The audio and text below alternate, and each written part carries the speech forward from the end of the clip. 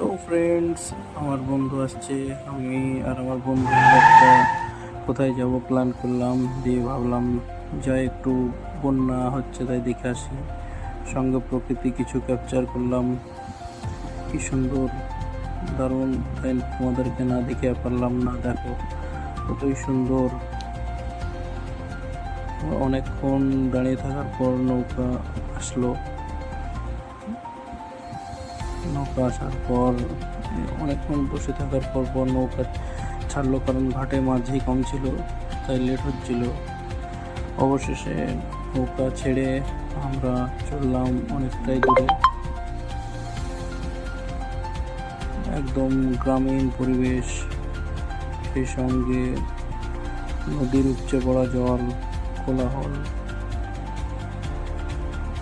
শহরের ব্যস্ততম কাটিয়ে একটা নির্জন পরিবেশে দুজন মিলে কোথাও যেন একটা হারিয়ে যায়, তাই সেই খোঁজে চলে গেলাম দুজন। কতই সুন্দর প্রকৃতি, না দেখলে এই অপরূপ দৃশ্য কিছুই বোঝা যাবে না।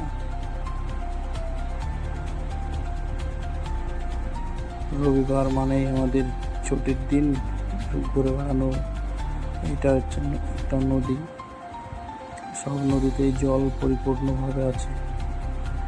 সাথে তারপরে গ্রামে তো সব বন্যা, তাই আমরা ছোট্ট একটা নৌকা চেপে সেখান থেকে একটা পাশের গ্রামে অনেক দূরে পাড়ি দিলাম।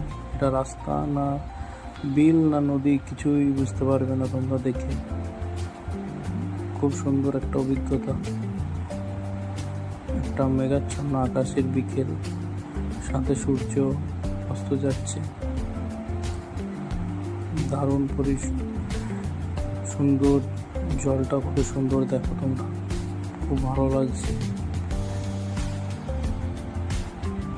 তাই নিজের একটু ক্যাপচার করে নিলাম, নিজেকে না দেখালে আর নয়। এত সুন্দর পরিবেশে কে বা না ছবি তুলে থাকতে পারবে। একটু ঠান্ডা পানিতে হাত দিয়ে দেখলাম, নৌকা তো বেশ চড়েই যাচ্ছে, ভালোই লাগছিল।